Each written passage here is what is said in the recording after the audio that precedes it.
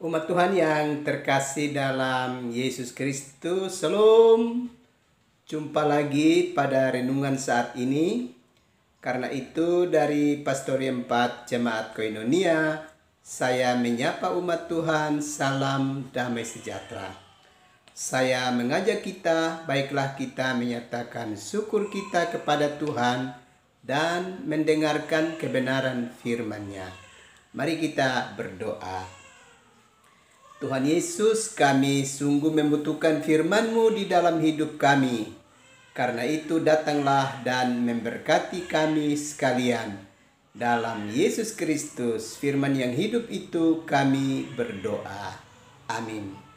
Umat Tuhan yang terkasih, saya mengajak kita mendengarkan kebenaran firman Allah dalam kitab Yesaya 48. Dan saya akan membacakan ayat yang pertama sampai dengan ayatnya yang ketiga, dan umat Tuhan dapat membacakan ayat-ayat selanjutnya. Tuhan menciptakan masa depan yang baru. Dengarlah firman ini, hai kaum keturunan Yakub, yang menyebutkan dirinya dengan nama Israel, dan yang adalah keturunan Yehuda, yang bersumpah demi nama Tuhan, dan mengakui Allah Israel, tetapi bukan dengan sungguh-sungguh dan dengan tulus hati. Bahkan mereka menyebutkan dirinya menurut kota kudus, dan mereka bertopang kepada Allah Israel. Tuhan semesta alam namanya. Firman Tuhan, hal-hal yang terjadi di masa yang lampau telah kuberitahukan dari sejak dahulu. Aku telah mengucapkannya dan telah mengabarkannya. Kemudian dengan sekonyong-konyong aku melaksanakannya. Juga dalam semuanya itu sudah menjadi kenyataan. Umat Tuhan yang terkasih di dalam Yesus Kristus. Jika kita mau berkata jujur di dalam kehidupan kita, maka seringkali kita melupakan peristiwa-peristiwa berharga yang sudah Tuhan kerjakan di dalam kehidupan kita. Seringkali kita merasa bahwa diri kita menjadi penentu dari seluruh proses kehidupan dan semua yang teralami di dalam hidup ini. Dan kita tidak mengingat bahwa betapa ada kuasa yang bekerja dengan demikian dahsyat untuk menolong kita mengalami berbagai peristiwa di dalam sejarah kehidupan kita. Kalau kita memperhatikan kitab Yesaya 48, maka bagian ini mau mengingatkan kepada kita kehidupan umat Israel, bahwa mereka adalah bangsa yang seringkali melupakan sumber penolong dalam kehidupan mereka. Dan karena itu melalui Nabi Yesaya, kebenaran firman ini menegaskan bahwa sesungguhnya Allah lah penentu sejarah bagi kehidupan bangsa itu. Dan semua yang akan terjadi sudah dinyatakan lebih dahulu, dan kemudian semuanya itu secara pasti tergenapi dalam sejarah perjalanan kehidupan umat Tuhan. Mengapa hal ini mau dikatakan oleh sang nabi kepada umat Israel? Supaya membuka hati dan kehidupan mereka untuk melihat bahwa Allah sesungguhnya adalah penentu sejarah bagi kehidupan umat manusia, dan yang telah melaksanakan semuanya dengan begitu luar biasa di dalam kehidupan umat manusia. Sebagai contoh, kita bisa belajar di dalam kitab Ulangan pasalnya yang ke-30 ayatnya yang ke-5. Di sana Allah sudah berfirman mendahului seluruh kenyataan yang terjadi sekarang ini. bahwa generasi baru yang lahir kemudian itu akan mengalami hari-hari hidup yang jauh lebih hebat, melebihi nenek moyang mereka. Itu sudah Allah firmankan berabad-abad lamanya, dan hari ini kita mengalami berbagai kemajuan itu di dalam kehidupan kita. Bukan saja itu, tatkala manusia jatuh ke dalam dosa dan mengalami penderitaan di dalam hidup, Allah sudah berjanji bahwa akan ada pribadi yang Tuhan hadirkan untuk dapat menebus dan mengampuni dosa kita umat manusia.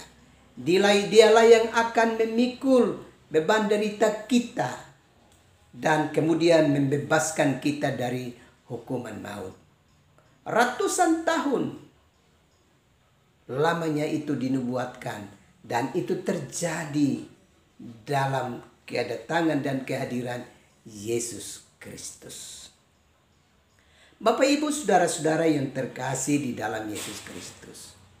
Dengan demikian, Yesaya 48 ini mau mengingatkan kepada kita bahwa sesungguhnya Allah adalah pribadi yang sedang berkarya begitu hebat di dalam kehidupan kita umat manusia. Supaya dengan begitu jangan pernah kita melupakan Tuhan di dalam hidup ini. Karena itu kalau kita perhatikan di dalam kitab, di dalam surat Yakobus pasalnya yang keempat, ayatnya yang ke-13 dan seterusnya, di sana kebenaran firman Allah mengingatkan kepada kita bahwa jangan kita melupakan Tuhan di dalam perencanaan hidup kita.